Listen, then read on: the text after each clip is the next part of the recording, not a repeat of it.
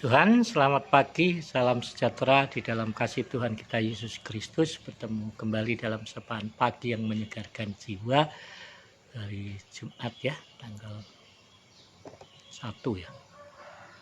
Juli. Puji Tuhan, 1 Agustus ini ya. Nah, kita akan membaca di dalam Galatia ya, Galatia pasal yang kelima. Dalam satu perikop hidup menurut daging atau roh ya. Selamat pagi Bu Naning. Maksudku ialah hiduplah oleh roh, maka kamu tidak akan menuruti keinginan daging. Sebab keinginan daging berlawanan dengan keinginan roh, dan keinginan roh berlawanan dengan keinginan daging, karena keduanya bertentangan, sehingga kamu setiap kali tidak melakukan apa yang kukehendaki. Akan tetapi jikalau kamu memberi dirimu dipimpin oleh roh, maka kamu tidak hidup di bawah hukum Taurat. Perbuatan daging telah nyata, yaitu percabulan, kecemaran, hawa nafsu, penyembahan berhala, sihir, perseteruan, perselisihan, iri hati, amarah, kepentingan diri sendiri, percideraan, roh pemecah, kedengkian, kemabukan, pesta pora, dan sebagainya. Terhadap semuanya itu kuperingatkan kamu seperti yang telah kubuat dahulu, bahwa barang siapa melakukan hal-hal yang demikian, ia tidak akan mendapat bagian dalam kerajaan Allah.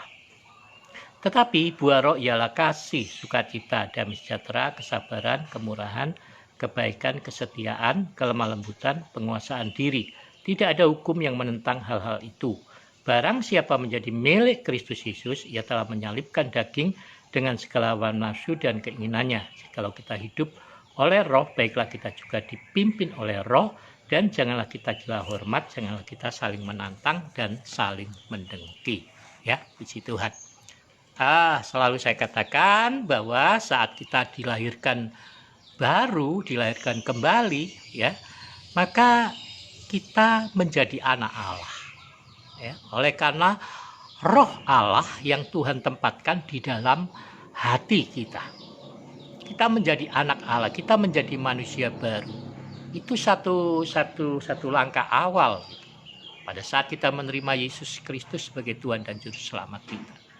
Dan mulai sejak saat itu Allah menempatkan rohnya, satu benih ilahi di dalam hati kita untuk bertumbuh di dalam pimpinan pengurapan Roh Kudus. Maka selalu saya katakan bukan berarti karunia-karunia roh tidak penting, sangat penting dan sangat perlu untuk membangun iman. Tetapi yang kalau orang mau melihat apakah tanda orang dipenuhi Roh Kudus, menurut saya hanya satu. Saat kecenderungan hatinya menuntun dia kepada kebenaran. Saat kecenderungan hatinya menuntun dia untuk menapak langkah menjadi manusia baru yang akan terus-menerus diperbarui sampai pada hidup yang kekal. Saat Roh Kudus memimpin dia untuk menuju kepada visi yang Allah tanamkan di dalam benih ilahi itu, yaitu menjadi dewasa di dalam karakternya, memiliki karakter yang serupa dengan Yesus. Nah, saudara, itu perjalanan panjang seumur hidup kita. Kita masih terbungkus oleh tubuh dari daging. Dan kadang-kadang dalam perjalanan pembaharuan ini, kita juga kadang-kadang menyerah oleh daging. Ada sesuatu, kata Rasul Paulus, sesuatu yang berjuang di dalam diriku. Ya. Keinginan daging masih ingin terus menguasai roh kita. Kuasa daging itu masih ingin memerintah atas tubuh kita. Ya. Ego kita ya. Ingin memerintah. Ya, iblis tidak mau begitu saja kehilangan saudara sebagai anak kesayangan iblis dulunya. Sekarang sudah Tuhan beli, sudah Tuhan bayar, sudah menjadi milik Kristus. Dan untuk kita harus menyalipkan daging dengan segala keinginannya, setiap hari, setiap waktu. Dengan apa? Ya, dengan jalan menundukkan diri kita kepada kuasa firman Allah. terus memberikan habitat yang murni, habitat yang terkudus, habitat yang dipenuhi oleh kasih ilahi bagi roh itu bertumbuh di dalam hidup kita. Nah, manusia baru ini. Jadi isi terus pikiran hati dengan firman Tuhan, dan terus perkatakan nilai-nilai kebenaran firman Tuhan, terus belajar untuk memotivasi, membangun dengan kata-kata kasih. Ya. Jadi daripada kita menunjuk dosa seseorang, bukankah lebih baik kalau kita menunjukkan kepada dia bahwa ada potensi ilahi di dalam dirinya? Bahwa Tuhan tidak menginginkan menghendaki kebinasaan seorang pun. Maka Tuhan sudah menempatkan benih ilahi itu di dalam diri saudara. Jadi seberapapun saudara berdosa, ada kesalahan-kesalahan, jangan pernah menjauhkan diri dari kasih karunia Tuhan. Jangan pernah menjauhkan diri dari persekutuan. Tetapi justru sebaliknya, kita lebih mendekat kepada Tuhan. Maka Tuhan akan mentahirkan kita, menyucikan kita, menguduskan kita. Saat kita terus dekat, memohon pertolongan pengampunan Tuhan, terus bertumbuh di dalam kasih karunia Tuhan. Banyak orang kadang dia terus berusaha berbuat baik, berusaha hidup benar, berusaha kudus, dan gagal, kemudian menjadi putus asa. Jangan putus asa, saudara. Kalau engkau merasa engkau gagal, itu sebenarnya engkau sedang bertumpu pada kekuatanmu sendiri. Engkau merasa mampu mengatasi itu. Entah itu dengan bahasa bungkus bahasa rohani, saya sudah banyak, orang katakan ayo banyak berdoa. Menurut saya, doa-doa tidak menolong kita saat kita tidak sungguh-sungguh berserah kepada kehendak Allah. Doa tidak akan menolong saudara saat saudara hanya mengucapkan doa untuk meminta pertolongan, tetapi di sisi yang lain kita nggak mau sungguh-sungguh untuk menundukkan diri di bawah kuasa kasih Kristus. Jadi menyerahlah kepada kehendak Tuhan. Serahkan pimpinan hidup saudara kepada Roh Kudus. Saya belum sempurna. Tiap hari saya lakukan kesalahan. Baru kemarin saya lakukan kesalahan, saudara. Nah ya, saya waktu lalu kan tulis di Facebook ya, bahwa saya mendapatkan berkat itu ada orang yang pesan bibit anggur ya ke Manado, saudara. Nah, jadi dia menelpon saya meminta penjelasan anggur, lalu dia katakan bahwa dia sudah beli dari Jawa dan ditipu. Jadi dia minta tolong saya belikan ya. Jadi saya hubungi teman-teman, saudara. Nah ya, tentu saya berpikir ada sedikit keuntungan di situ ya.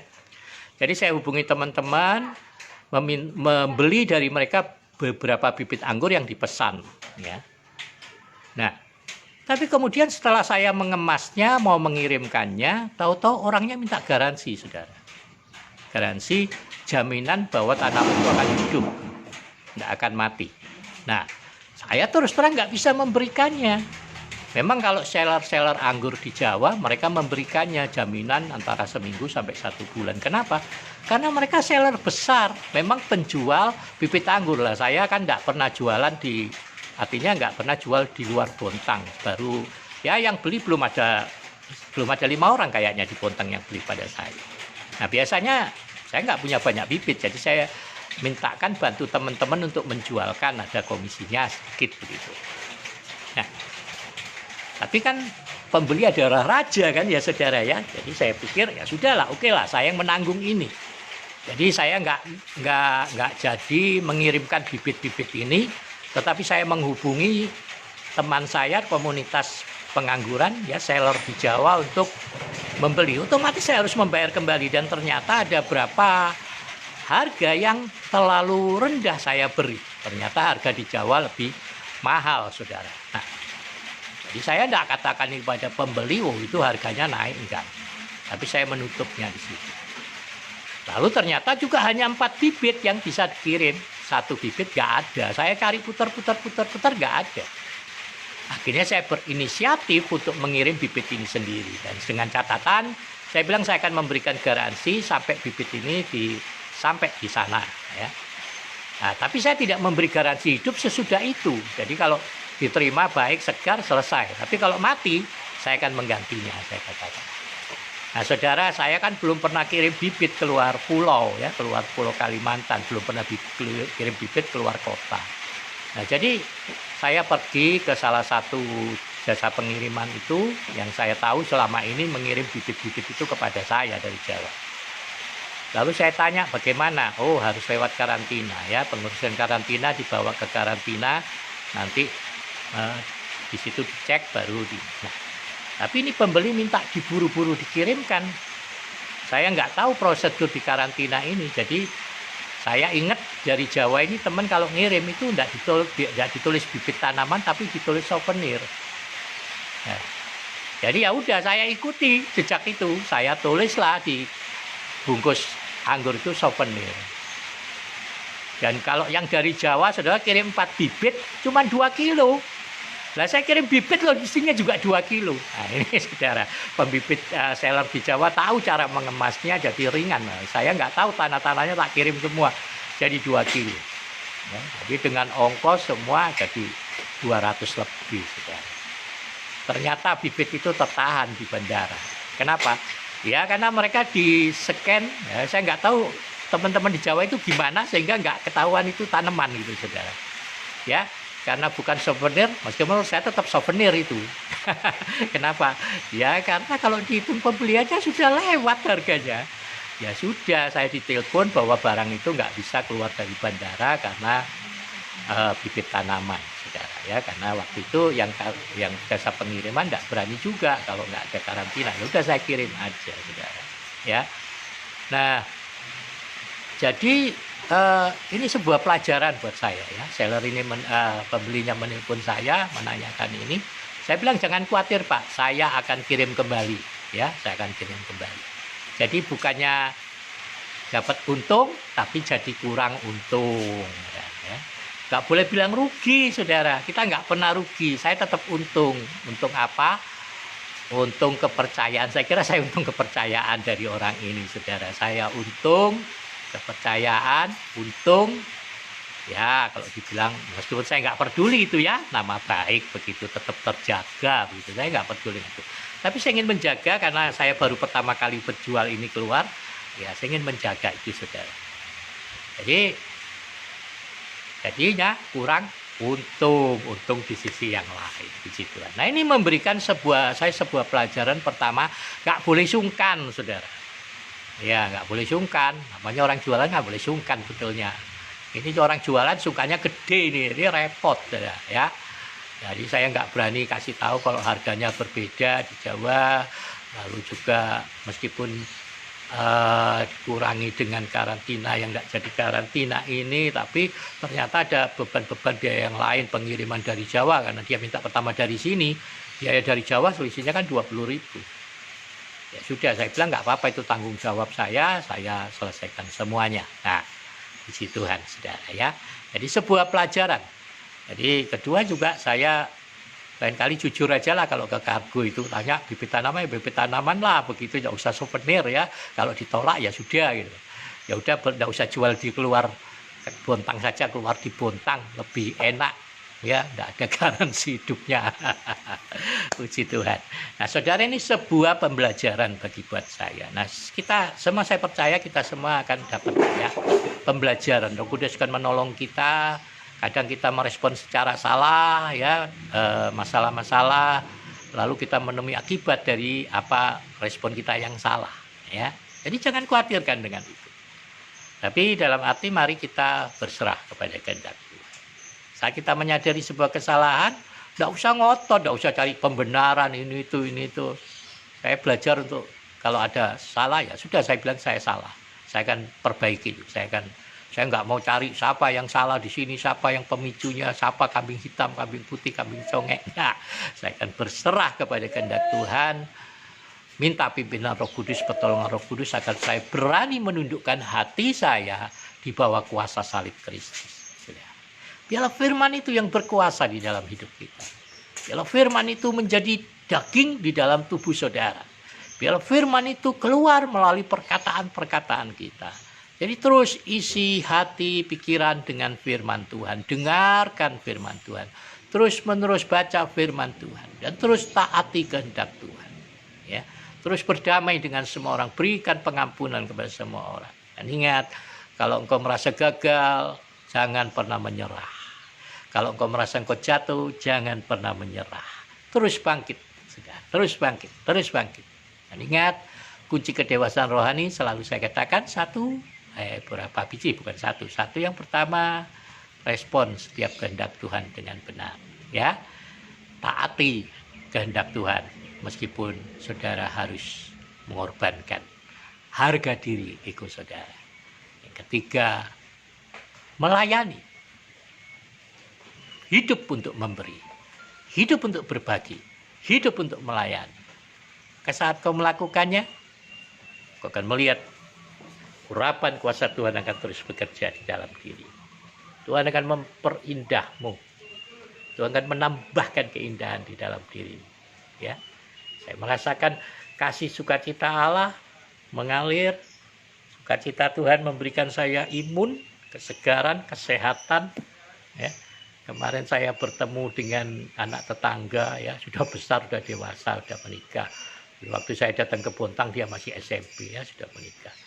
Wah, dia melihat saya lalu bilang, wah, Pak Bobi ini kok masih tetap seger saja, kok perasa saya jauh lebih tua dari Bapak, katanya. Nah, ini saudara, saya percaya kesegaran yang saya nikmati adalah berkat kasih karunia Tuhan, berkat kemurahan Tuhan.